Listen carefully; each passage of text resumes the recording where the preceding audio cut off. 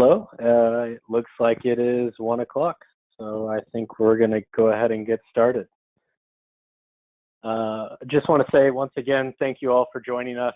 It's been an absolute pleasure these past 2 weeks, hosting these. We've done a venue replay one and a reverse append webinar. The real purpose is trying to get us into a situation where people are more aware, there's more resources to learn about what is essentially El Toro products. And, personally, I find this to be extremely helpful, and the responses that I have gotten are also showing that it's extremely helpful for people. So I just want to start by introducing myself. My name is Nathan Gauger. I am one of the research and development specialists here at El Toro. I work a lot with Power BI and some of the visualizations, but also with all the data that actually introduces our products. I also have a friend here who works with me on a lot of these projects, along with some of our subsidiary projects. His name is Joey McSweeney. Joey, did you want to introduce yourself? Yeah, Nathan, thank you. And thank you all for being here today. I hope everybody is doing well and staying safe. It's Friday, so we got the weekend right around the corner, so that's nice. As Nathan was saying, my name is Joey. I'm an operations agent here at El Toro. So I do most of my work in client and product support.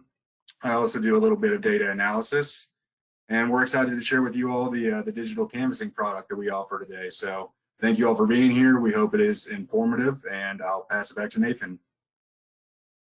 Thanks, Joey. Yeah, once again, we truly appreciate the response. The questions that we've been getting are fantastic. I hope that those have been answered. If they are not answered, please, if you have any unanswered questions, reach out to info@eltoro.com. I know our VP of sales, along with some of the sales reps, have been getting those and trying to answer them. If we have missed any, please do reach out. This one, we're going to move a little bit away from the venue replay and from reverse append and talk more about a couple of products that are getting back to the basics. And the goal here is, once again, just to build the foundation on what El Toro is and the products that we have, and really, build that understanding of, hey, I identified this audience. How do I get in front of them? And this getting in front of them, that's the primary point of this specific webinar is showing that, hey, you can actually onboard as well as generate audiences. So questions, once again, we'll hold those till the end. I'm hoping for 15 to 20 minutes of time towards the end where we can actually discuss through that. But it looks like we've got almost everybody in here, so I'm going to go ahead and get this started.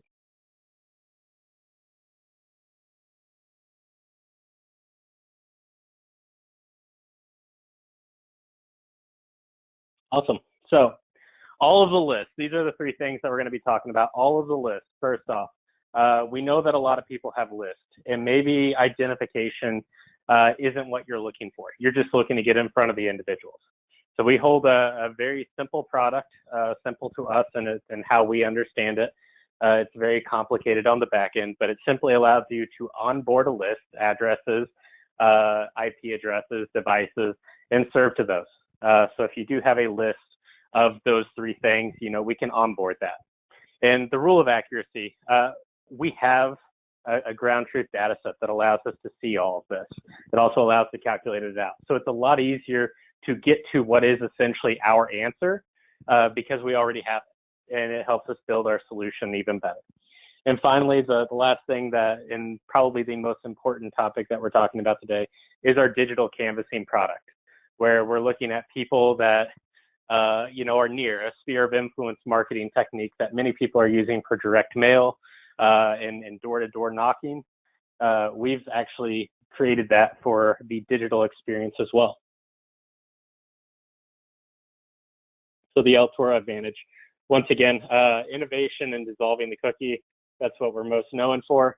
I'll kind of walk through that a little bit just for those that are new to the platform or maybe trying to learn. It looks like we have about 30 or 40 people that are new on this specific presentation.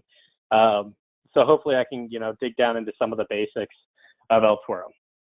So we have a 3-point verification methodology, okay, that exists within the device ID, the household address, and the IP address. And what that means is essentially If I have any one of these points, I can connect the dots to the other 2 points.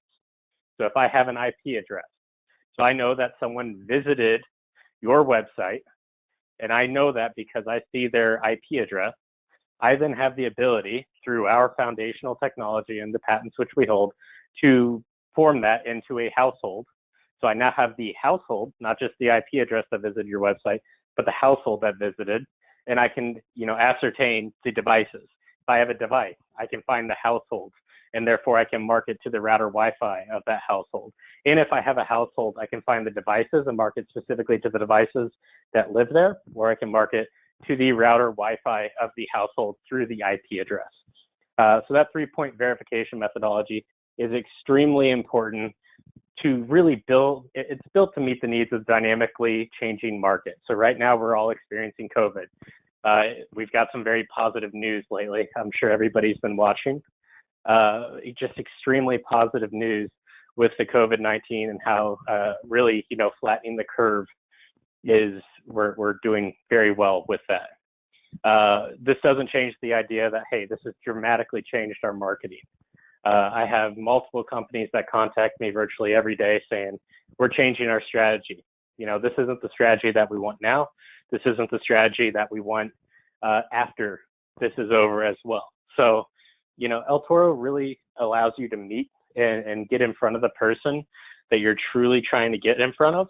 And there's just a lot of power behind that.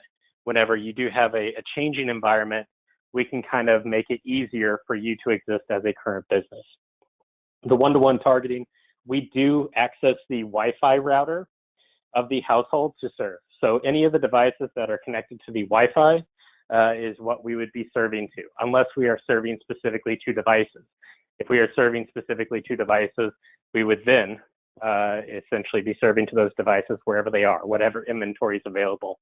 And all of this is done through cookie-free data activation. So all of the issues with cookies, which I'm going to speak to a little bit more in depth later, but the idea is our only cookie technology is our simple retargeting, which is, it's a needed item whenever you're looking at marketing campaigns. But all of our matching, our house to IP, our device to household, none of that is using cookies to develop those matching. Onboarding, awesome. So once again, let's start simple. Onboarding is the idea where I have this list. It could be a list from our reverse append product where you're a direct mailer and you now have this list of individuals that you want to get in front of, not only in a direct mail capacity, or you do also want to get in front of them in a digital capacity. You have a demographic file. You have an email subscriber list that you have appended a third-party data activation platform to, and basically reversed that email subscriber list into a list of household addresses that you can now load into our system. Past customers, so people that you've shipped product to, or people that have, sweepstakes. Anybody who's given you an address in the past, we can upload that. Anybody who has identified a device, so any devices, we can upload that. And then, just generally any grouping of individuals that have any parcel boundary or any physical address associated, that is where we truly specialize in. And we have a couple of differences with onboarding as what other people, there are competitors in this space. Almost all of them use cookies for their onboarding.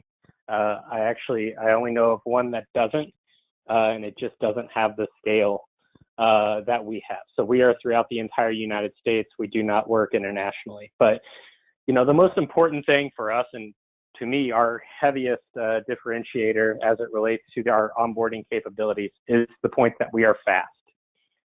The largest onboarder that is currently in existence today, it takes around a week to 2 weeks to onboard a list. With us, we can get that done in 20 minutes to an hour for an average list, and that's even on a high side. That's me being conservative. Many of the lists that I upload that are 10,000, 20,000 addresses are done within 2 or 3 minutes. The dynamic data, so we're not taking this static database that's from 3 months ago a device graph, as some people call it. That's not how we work. We calculate this in real time. You upload a list of data, we search for the IP address associated to that list of data. So it's very different from how other people do it. We are once again cookieless. I'm going to get into that in a second. And the agile activation. So since I can upload this list and have it quoted within 20 minutes, if I need to change that list out in the middle of a campaign, my customer, my client, my wants and needs say, hey, this is no longer our targeted audience. I need to switch this out. You can upload that new list. And it's going to take 20 minutes, an hour to get it uploaded. And then you can just remove it, remove the old one. And you don't have to search for that old one. We redeploy it. You've got a brand new campaign, brand new target list, brand new group of people that you're getting in front of now. And you don't have to wait 2 weeks to get it done. So those are all heavy competitive advantages that we hold compared to most of our competitors. Problems with cookies. Okay, so getting into this a little bit. One, cookies can get erased.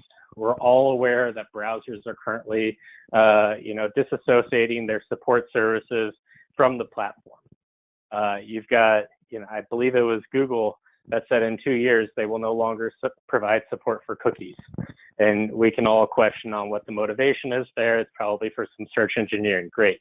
But the idea is if cookies will no longer exist through the Google platform and they will not provide support within the Google platform in 2 years, that's a heavy degradation of product for all of the people that currently use cookies. So my biggest issue that I identify is it's not something that will last. It's not a lasting solution. People use multiple devices. So maybe if I'm searching through something on my laptop and then something on my cell phone. Right now, it looks like they're building in connected devices, which is interesting, but it does not give you the entire picture of a single user. And typically those connected devices aren't towards a specific individual, they're towards a specific group of individuals, which may be an organization as a whole. So there's a lot of potential issues in there. And then website visits may not actually mean that you're trying to buy something. I'm going to use cars a couple of times within this presentation. If I, as a 16-year-old boy, I went online and started looking for cars because I was really interested. And I looked at a Lamborghini because I saw one was available out in Missouri. I did not have the capability to buy that Lamborghini. I didn't have the capability to buy the Ford truck that was brand new on the lot. I have the capability of asking my parents, hey, can I get a hand-me-down car? And they're going to buy this new car. So, website visits don't necessarily entail that you're going to buy something.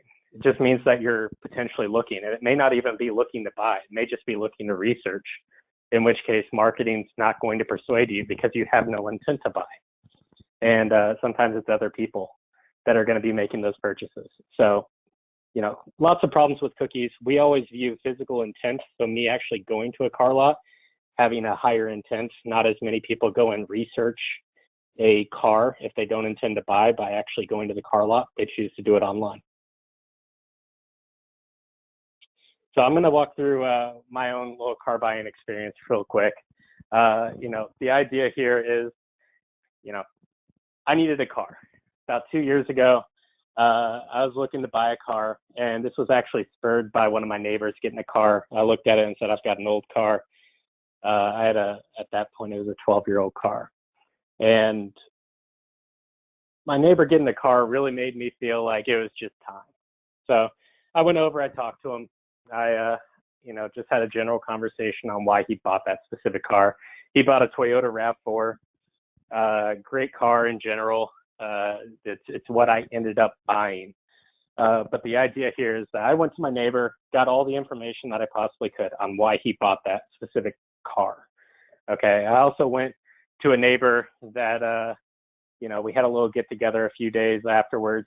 And I was talking to him about what cars he would buy. He was actually, he works on a car dealership. He's a sales rep for them. He was like, oh yeah, Toyotas are great. Like he kind of reinforced the idea that, I should buy that car. And I talked to him for a while about it as well. And then I ended up going to that dealership that sold my initial neighbor that car. You know, I probably would not have gone to that dealership if that guy had not mentioned the specific name, because it was about 35 miles out, and there were 2 other Toyota dealerships that were 10 and 20 miles out from me. So really, that dealership should never have gotten my business, but that's where I ended up buying. And it's the idea that those people that are close to me are the reason why I truly purchased that car, is because that guy said, this dealership really took care of me. This specific sales rep really took care of me. And that exists not just within the car industry. That kind of exists everywhere. It doesn't matter if it's a Gucci purse. It's really if it's a branded item or even an idea. Someone purchasing a set of golf clubs off of Amazon, going and telling their friends, hey, I just purchased these golf clubs off of Amazon. They're a lot more likely to get on Amazon and purchase a set of golf clubs. So just keeping, you know, those purchase intent items, they are heavily influenced by those that are closest within the sphere of influence. And that's really what our digital canvassing, you know, identifies. That's the keeping up with the Joneses. So I'm going to slow down for a second and just kind of reinvigorate the idea of digital canvassing as a whole. So digital canvassing, if I am trying to identify people within a sphere of influence, my neighbors are likely going to be one of the heaviest sphere of influence items that I can identify. So you have your friends, you have your neighbors, you have probably people that you work with. All of those things are probably going to be high intent, high sphere of influence items. The easiest thing for us to get in front of is those neighbors. That's where we really excel, because I can market to those individuals based on their physical address. So it's no longer me seeing that these devices may have been correlated in some way. I can actually get in front of your next door neighbor. If you were to give me your address, I could look at your next door neighbor. I could look at your 5 next door neighbors. I could look at the people that are down the street. And the idea here is for our digital canvassing, we do not pull this within a radius. So I'm not going to be pulling a 500-meter radius around your household, but I'm going to look at those people that are either on the same street or intersecting streets, those people that you are more likely to interact with within your neighborhood. So whenever you think of digital canvassing, I know everybody thinks of a circle. Not necessarily a circle, it's more of an H. It's the same street or the intersecting streets, and those that are within 500 meters of the source household. And really this comes in, you know, heavy for those operational touch points, like you getting a new car. Me selling a car increases the impressions of that car being within the atmosphere, being within our entire society. So if I see a Toyota RAV4, hey, I like a Toyota RAV4. Maybe I should buy a Toyota RAV4. If I saw a Camry constantly, I may look at a Camry. Furniture trucks are huge. So on delivery, you see that that random furniture truck, we've all seen it before, going to our neighbor's house. We look at what it's offloading. It's this massive couch, the leather couch. It looks to be about $2,500. We probably look at it saying, yeah, that's the Christmas bonus of that individual. And now we think, I don't know how to get a couch. It's the exact same thing that happened on my car buying experience, where my neighbor got something, and I just looked at it and said, it's time. That furniture truck could really spur that.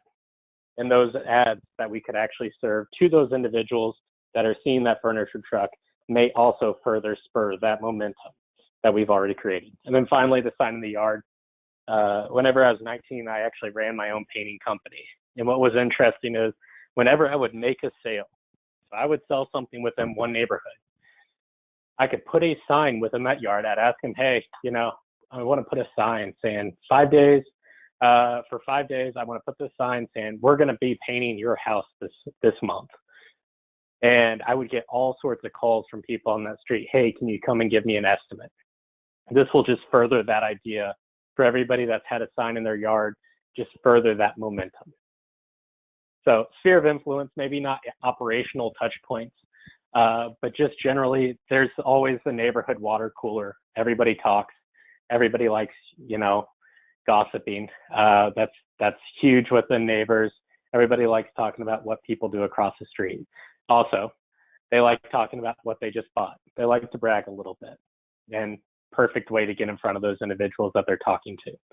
And then for those parental items, like maybe a soccer ball for your kid, those people that may have kids of same ages, they may be looking for advice on what to buy, or Jimmy down the road may have gotten a new bike. And now my kid Johnny needs to get a bike as well. These are great ways in which we can look at something and say, this person bought, those people that are close by probably are going to have a need in the near future as well, just either to give their kid or themselves the same opportunities that their their peers, essentially, those people that are in the same neighborhood, have. So onboarding and digital canvassing. So I'm going to work through the workflow. I think the heaviest point here is you need to identify the source file, and it needs to be a high intent source file. So if I'm looking at a demographic file, I'm sure you're all aware of this, but I don't want to be selling a Lamborghini to someone that has less than a $50,000 income or lives in a household that's less than $125,000. Probably not going to happen, never. Probably you could put the household value up to $500,000. Anything under $500,000, probably never going to happen. Doesn't mean it won't happen 5 years from now, but it's not someone that we need to get in front of today. So having that source file as high of an intent, whether that be previous purchasers, whether that be people that you believe we need to get in front of today, or people that you think their neighbors might be the most likely product or the most likely candidate for your product. So that could be gym memberships. You have to develop that strategy through these source files. And then you'll develop the creatives for that. Make it very clean, very simple. Identify the product, put it on the creative, really create this voice saying, I want you to buy this specific product. It could be what the source file, what the product that was purchased. So if you're trying to sell a car and someone just bought a RAV4, maybe putting that RAV4 as the creative for that segment of people who bought RAV4s and the digitally canvassed audience that you created from that would be a very positive strategy. Creatives can be very segmented based on how we are delivering them. So since I am identifying a specific source household, I can actually develop my creative specifically for that household. So in the digital sphere at the moment, you have a lot of ways in which to segment individuals based on, potentially income through cookie-related data, but there is no other way really to get in front of them at the household level. And household demographics are so much more accurate, and they're so much more telling of capabilities of disposable income. So really developing those creatives that segmented towards those households that you're trying to get in front of is going to be huge. And then these are kind of interchangeable, but creating the order lines and uploading the source files. One, you want to make sure that the order lines that you have adequately target the amount of matches. So right now in the United States, we are around 70% match rate. So if you upload any list of addresses, we are going to quote around 70% of those being matched to an IP address. This creates a great control file. It also creates a great target file, and a target file that has a specific number of matches. Now, the idea here is you want to adequately target those matches. So finding out how many matches is going to be extremely important, and you probably don't want too low of a frequency. So if I'm hitting them less than 5 times over a month, I might look at that as too low. If I'm hitting them over 150 times, I might look at that as too high. But understanding your cost per acquisition and creating your order lines to really suffice with the frequency for that audience is extremely important. And then deploy that order line. Simple enough. Our system pretty much does it. You just press terms of service toggle and we deploy it. So we try to make this as simple as possible for you on our side. The strategy development is a huge portion of that, and we are more than happy to help out at any time. This is where we get into the measuring the results and the optimization of the results. So we have our matchback analysis. I'm going to hit on this again. I didn't hit on this as much last week. Our matchback analysis, we allow you to upload the sales, the physical addresses of individuals who have actually purchased. And we allow you to match those people who have purchased to our target file. You've been doing this with direct mail for the past 20, 30, 40 years, where you send a group of direct mail out to XYZ households. And from those XYZ households, you see how many of them bought. And this creates some sort of incremental lift, incremental revenue, the actual ROI of the campaign. We allow this exact same idea to function within our system because we are performing our digital targeting in the exact same way that you perform your direct mail.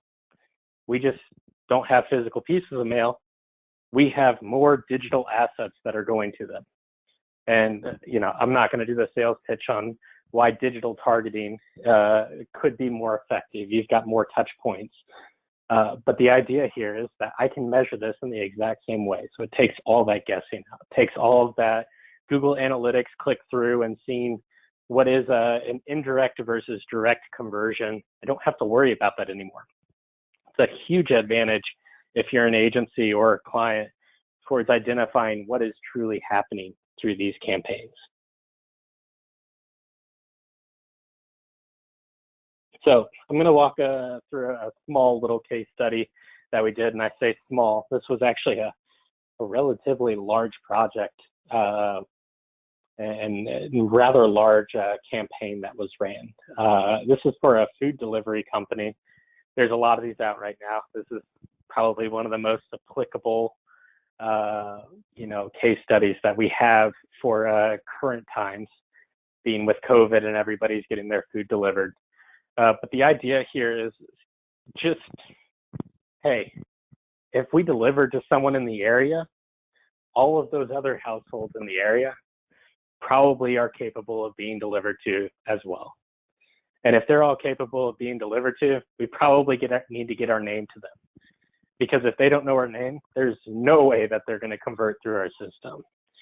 And you know, this marketing agency came to us. It was a really simple ask. Hey, we need to target all of the people that are nearby, all of the other people that have already ordered.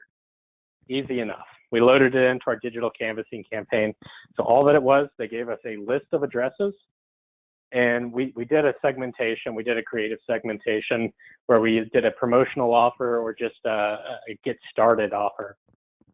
But, you know, the results were pretty incredible. The people that we actually marketed to were 55% more likely to come and buy. And this is at decent frequencies. This isn't like it's 500 ads a person being sent. That's nowhere near that. This was a relatively lower frequency for an entire campaign, more built on scale. There's a $7.97 cost, $7.97 cost for each conversion. Now we disincluded everybody who had already purchased through them. So if we had a person that had ordered, we took them out. And we're only marketing to net new. And so the $7.97 cost per conversion, these are new people coming in. That's pretty much a $7.97 cost per acquisition there as well. Really close numbers. And that's pretty incredible to have a sub $10 cost per acquisition for something like a food service delivery where you've got an extremely competitive market. And for those people that we were marketing to, 1 out of every 100 converted. So they had this massive swath of individuals. 1 out of every 100 converted, which is a pretty high conversion rate whenever you're looking at people that are just in vicinity of other individuals. But it also shows the effectiveness of maybe what word of mouth is doing, or maybe, you know, that car had a sign on the top of it, like a pizza delivery van would. That small little touch point builds momentum. In our ads, they just create additional momentum. So, and that's what drives the conversion. So some frequently asked questions about digital canvassing. Kind of want to go over these on a high level. Once again, digital canvassing is not developed as a radius. We look for households within a 500-meter square of these source households and that live on the same street or intersecting streets. So picture a typical neighborhood that's got a whole bunch of squares and a whole bunch of blocks to it.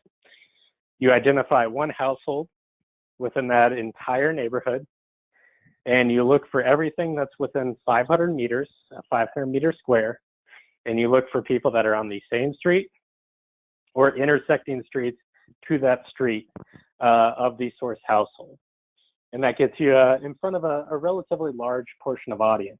But it's, once again, it's not a radius. So we aren't looking as a circle, we're looking more as a square. How long does it take for us to get the results of a list upload? You know, typically we're looking between 20 minutes to an hour for some of the decent sized lists. This is much quicker than any of our competitors. But for something that's like 2, 3, 5 million households, the majority of times I am seeing that get done in under an hour. If we have extremely high stress on the system, it might take an hour and a half. But this isn't something that's going to be taking 2 weeks, which is extremely important whenever you're trying to be agile in your marketing. What fields are needed to upload a list into your system for onboarding? Whenever we're looking at those 3 data types that we discussed earlier. So we've got the IP address, the device ID, and the household address. For the household address, all I need is the address and the zip code. City and state will fill themselves in through our system. Just need the address and the zip code. For the IP and device ID, I will need the mobile advertising ID for the device, and I'll just simply need that IP address for the IP onboarding. How's our matching process different? I know we covered this a little bit in some of the previous webinars, but we have several issued patents related to how we match. So we don't match through cookies. The idea here is I get 350 billion points of data every day that I get to play around with.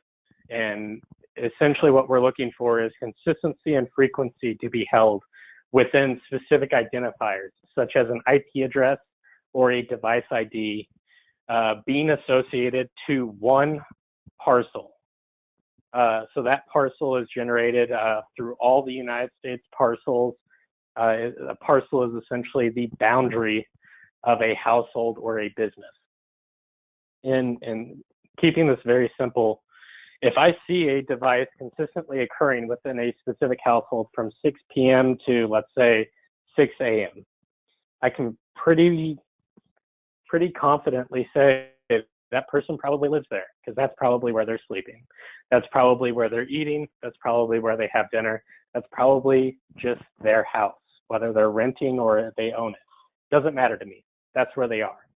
And then I look for the IP address, so the router Wi-Fi of that household, to consistently be occurring within that specific boundary. So if I identify that IP addresses are dynamic, they move. So they're not consistent. That's why our technology is so powerful, as we look for that.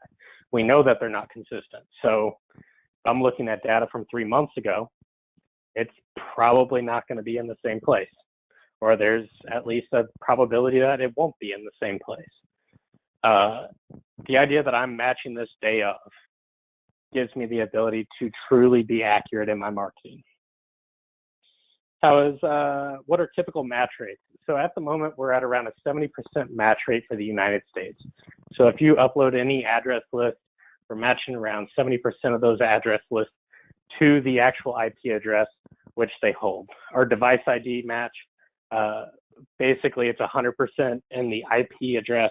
We are going to be targeting all inventory that we possibly can that occur within those IP addresses. So it's not necessarily a match, but it is, we target all the inventory that we possibly can whenever you do upload an IP address. Data and compliance, we are compliant with all United States laws. We don't really have any issues there. CCPA is something that we were inherently compliant with. You know, we don't give out addresses of people who have visited locations. We don't, give any of the privacy data to the end client, which is the primary purpose of CCPA, is that opt-in, and then making sure that people and their habits are not necessarily fully identified. Now, what this does allow us to do is get in front of those individuals for you. So yes, I cannot give you the address, but your goal with having that address is to market to them anyways. So I can handle that. There's really no need. And then once again, through the matchback analysis, we're able to actually identify, hey, we marketed to this person, and that's the clearest attribution that you can possibly gain. So really not a lot of purpose for having addresses other than just to perform marketing campaigns, which we perform. We do not work internationally. So for the people asking, hey, can you serve these ads up to Canada for things that might be legal up there? We don't serve outside of the United States. It's something where this is a US only company. If you are interested in doing any of this, feel free to reach out. If you have any questions about that, we're more than happy to answer them. We've got a couple of one-sheeters on privacy as well.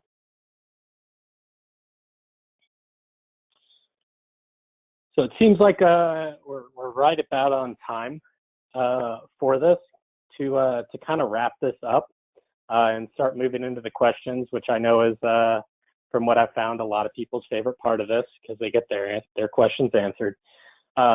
One, strategy is going to be pretty key. And me or any of these sales reps, whoever you are talking to at El Toro, or if you have not talked to someone at El Toro, feel free to reach out.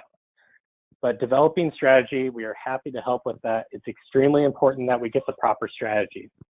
If we don't get the proper strategy, the campaign's not going to go well. It doesn't matter how well we match the audience. If you're marketing to people that aren't going to buy or have no capabilities to buy, they won't buy.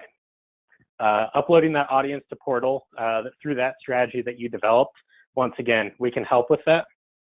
If you send us that list, we're more than happy to upload that. We can give you match rates, whatever you need. Within the El Toro portal itself, you are welcome to actually upload that list on your own. So we have that self-service portal, which most of you have been within, and we can upload that. We process those audiences, and then we create the order lines, or you create your order lines and influence through advertising. It's a pretty simple campaign. Idea is, hey, you upload a list to us, we get in front of those people, we tell you which of those we targeted, which of those people we didn't target, and they randomly show up in your CRM of the end client, which is kind of a beautiful system.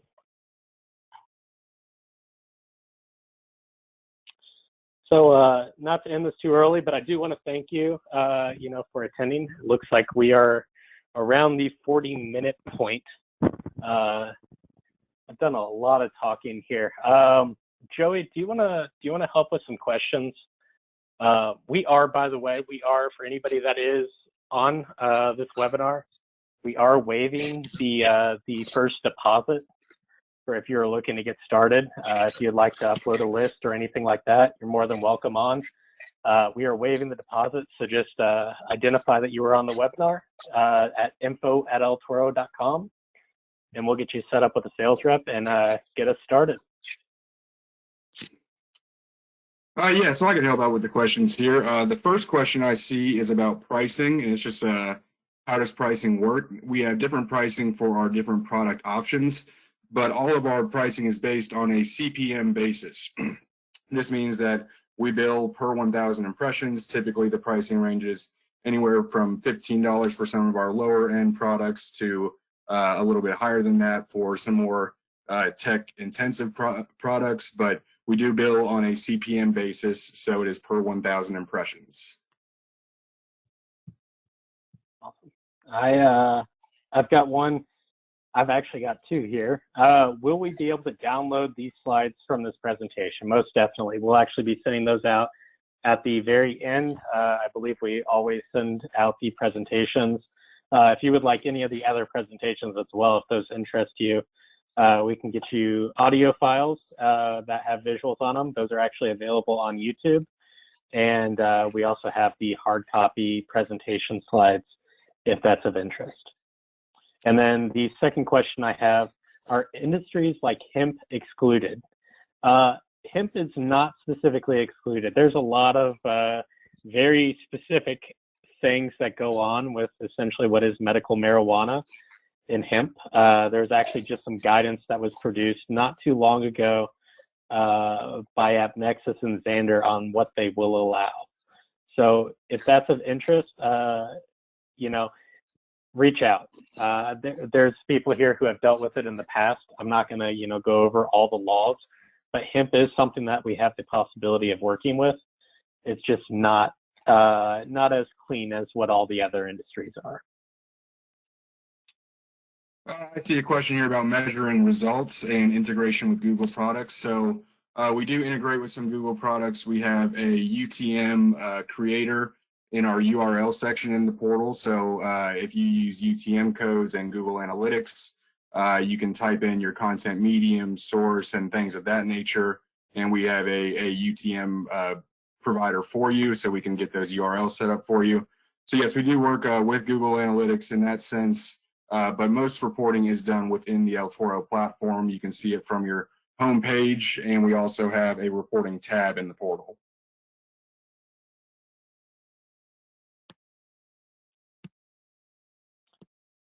I've got one here. What? Yep, you go ahead, Nathan. Go ahead. Okay. I've got what is the minimum list size to upload?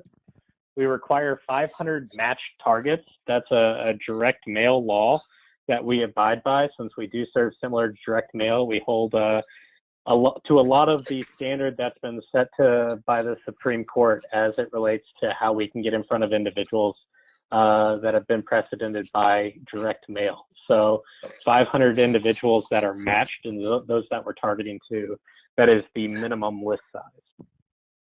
And yeah, just to piggyback off that, because we need 500 match targets, a list of 500 addresses will likely be too small unless we match at a 100% rate, which is not very likely. So do keep that in mind. We really like your address list for straight B2C to be at least over 800, if not over 1,000. That just gives us a little wiggle room if the match rate is a little bit lower than normal. But typically matching at about a 70% rate, if you give us a list of 800 addresses, that will hit that 500 minimum.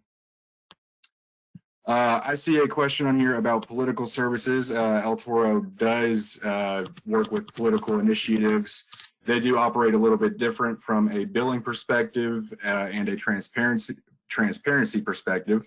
So that would be something to inquire a little bit more with your sales rep about, but we absolutely do work with political initiatives. It's actually one of our biggest inflows of revenue. So yes, we do work with political quite often.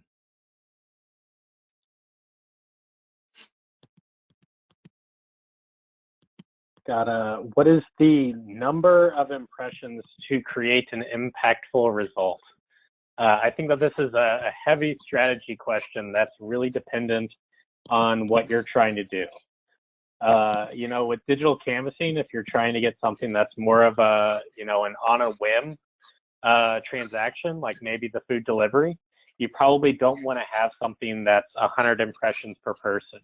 But whenever you're looking at a higher cost per acquisition campaign where you're trying to identify people that are in the market to buy a car, or those things which may be a $20,000 or a $30,000 transaction, probably want higher frequencies.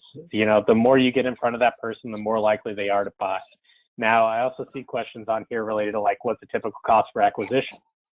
There is so many different ways to determine this, and it's highly dependent on the creative, the offer. There's like 90 different things you can look at for what it makes a campaign typical.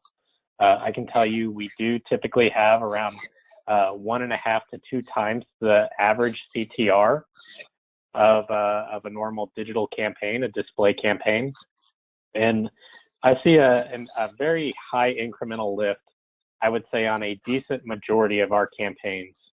So I would think that they perform or overperform, but strategy, implementation, offer, all of those things are going to be heavily, you know, it's going to depend on what those are for how a campaign truly performs.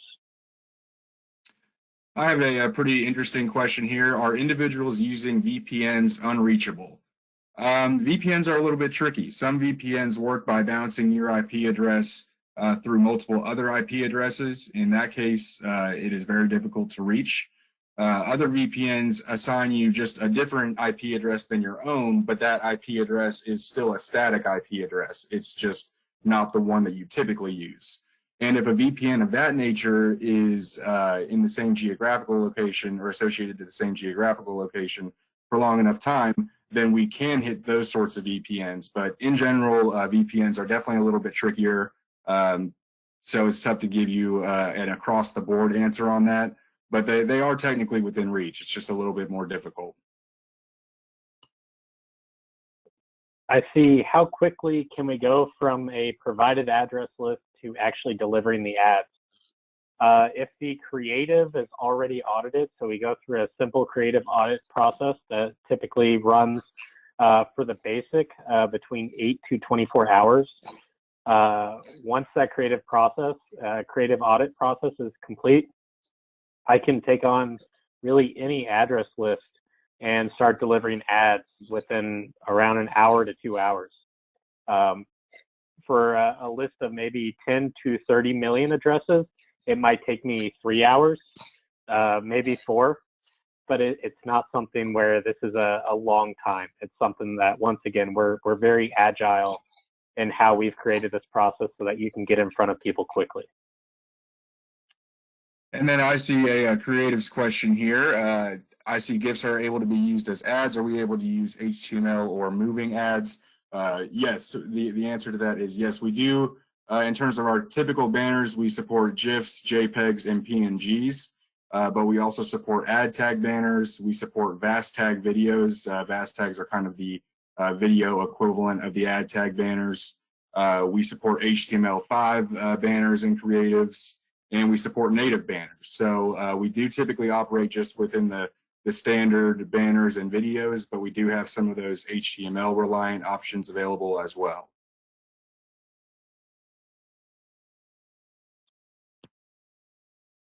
It looks like, by the way, for that question that I answered previously, thank you, Virginia.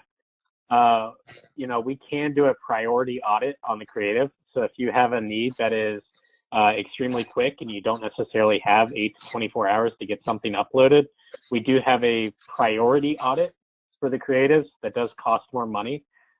This is something where, you really need to talk to the sales rep and make sure that they are on tab with this, where they're not completely in the dark that this is needed. So once again, reach out to your sales rep if this is what you're wanting to do. But we can actually get a campaign going in under 2 hours. It's a very fast creative audit. And then once again, uploading that list is very quick and very simple.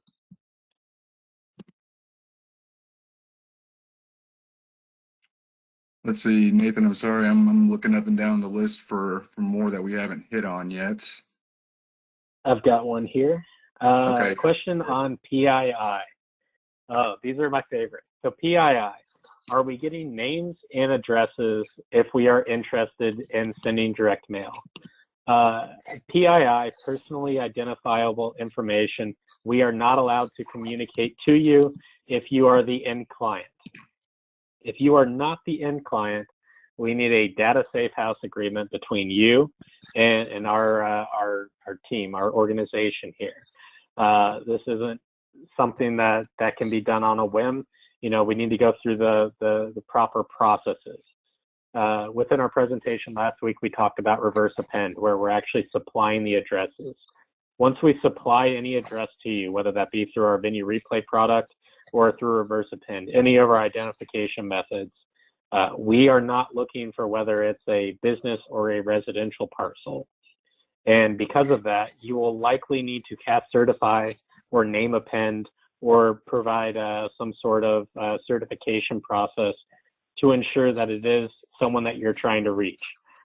Most direct mail houses already have this in their portfolio. For us, it's we're going to get to the IP addresses of those that live within those households or are within those businesses if you're looking at reverse append. So I think that if you talk to a sales rep, we might be able to get a little bit further into that question.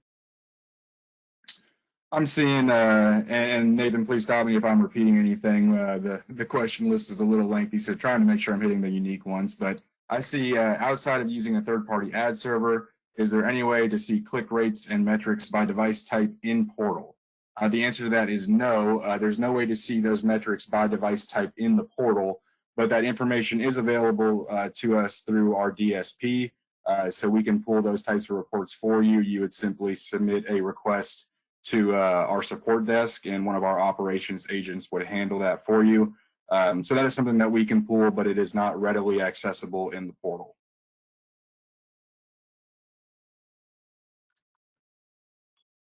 Awesome. So this is a question related to B2B marketing and how to perform B2B marketing. In current times, I would probably recommend you looking at our first webinar, which was over Venue Replay, and looking at how to get in front of people while they're not necessarily working in the office. But if you know that these people are working within the office, the question is, could you speak about using B2B lists? So list of businesses and the addresses of those businesses. You can supply me IP addresses. I can upload those, and we can it's just a simple onboarding. As far as a B2B list of business addresses, we are going to match those the exact same way that we match parcel data to households. So if it's a business parcel and it's identified by the address, we'll just look for that address and serve to the IPs within that parcel. So I think in our presentation, the first time we framed out the Humana building, and we identified something like 800 IPs that were within that building. I can't remember the exact number. We would be serving to that entire building if you are uploading a specific business address. And this would get, all the workers. It would also get all of the management. The idea here is that we are holistically marketing to that entire building whenever you identify it as a parcel. I'm seeing what times of the day are these ads launched? How many impressions a day or a week are these performed? Well,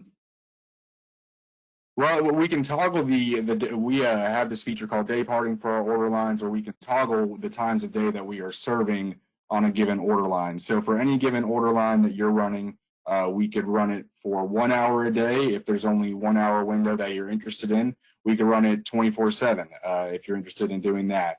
So it's really on a per order line basis in terms of when the ads are launched. It will all come down to the day parting for that order line, which can be customized, or a request for customization of the day parting can be put in from the end client. So yeah, we can adjust that for you.